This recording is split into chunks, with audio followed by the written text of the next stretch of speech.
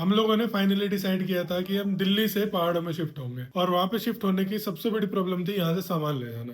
जैसे कि ये फ्रिज, वॉशिंग मशीन, ये आपने रूम बहुत बार देखा होगा। तो इसमें हमने अपना स्टूडियो बनाया था दोनों ने मिलके, और वो यहाँ पे था।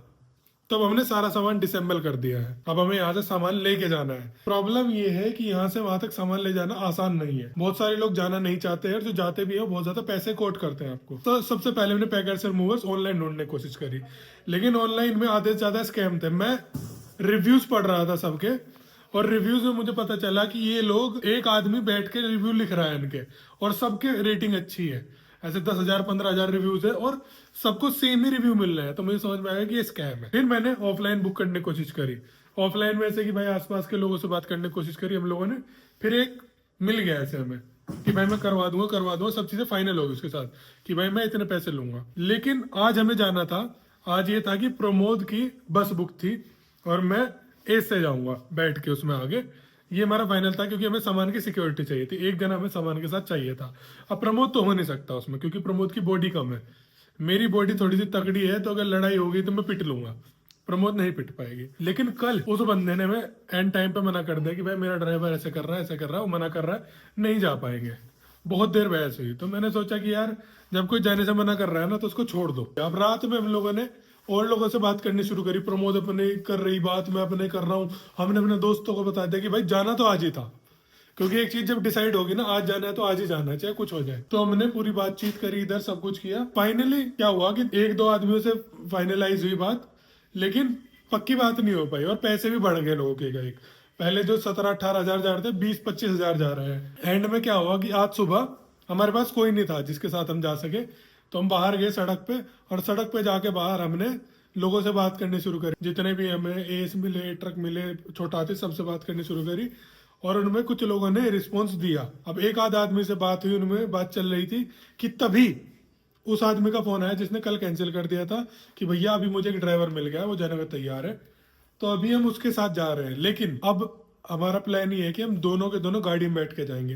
एक जन आगे बैठ के जाएगा, एक जन पीछे बैठ के जाएगा, क्योंकि हमें समझ में आया कि मैं भी इतना नहीं पिट सकता हूँ लोगों से। मेरी बॉडी भी इतनी तकड़ी नहीं है, एक जैकेट है बस जो दिख रही है।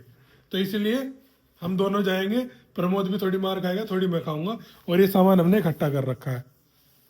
अब हम इंतजार कर रहे हैं उसका आने का। देख लो,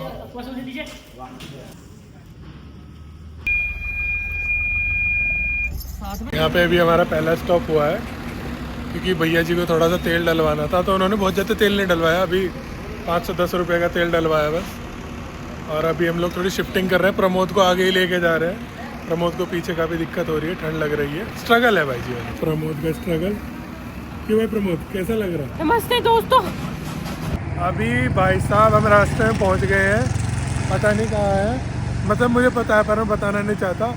खाना हमने खा लिया है, गाना हमने गा लिया है, रास्ता अब नापने की बारी है। अभी हम निकलेंगे। प्रमोद पीछे बैठी थी, पीछे से हम लोगों ने उसे आगे बुला लिया, क्योंकि हमें डर था कि कोई तो पीछे से उठा के न ले जाए। प्रमोद छोटी सी है। बाकी अभी तो ठंड नहीं लग रही, पहाड़ों में बहुत ज़्यादा ठंड लगेगी। सुबह बहुत कुछ हुआ, ये सब मैं आपको कहीं रुक के बैठ के बता पाऊँगा। अभी बता पाना थोड़ा सा असंभव है। ये अभी का अपडेट है, बाकी मिलते हैं कुछ नए अपडेट के साथ, ठीक है। प्रमोद इन्हें नींद के नशे हो रहे थे, तो इन्होंने कहा कि नींद का नशा अच्छा नहीं है, चाय का नशा करते हैं वो ज़्यादा अच्छा है। तो इसके चक्कर में एक और होल्ट ले लिया है। प्रमोद घूम रही है इधर से उधर, इसको बिल्कुल भी कोई तमीज नहीं है, इसे बस चाय चाहिए। ये देखो कैसे मुंह छुपा रही है, मुंह दिखाइए। अभी बचे हैं डेस्टिनेशन से 200-250 किलोमीटर, पर 200-250 किलोमीटर अभी थोड़े मुश्किल वाले हैं, क्योंकि ये पहाड़ शुरू होंगे थोड़ी देर बाद। तो भाई और बहनों, मैं नहा धो के तैयार हो गया, और मैं फाइनली शिफ्ट हो गया हूँ पहाड़ों में, जो कि मैंने सोचा था। और शिफ्ट हुए हैं हम दोनों, मैं और प्रमोद। ये वाला जो कमरा है ये मेरा है, इसमें मेरा सामान आएगा सब कुछ।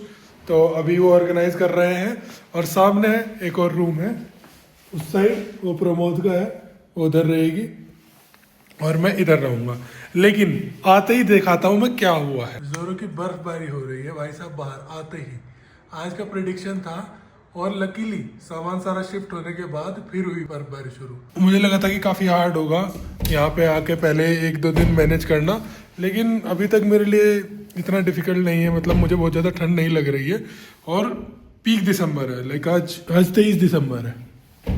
तो सोचो आप, अभी इससे ज़्यादा ठंड तो बंद नहीं हो रहा, खिड़की बंद नहीं हो रही थी। तो अभी हम लोग बाहर जा रहे हैं क्योंकि हमें बहुत सारे सामान की ज़रूरत है।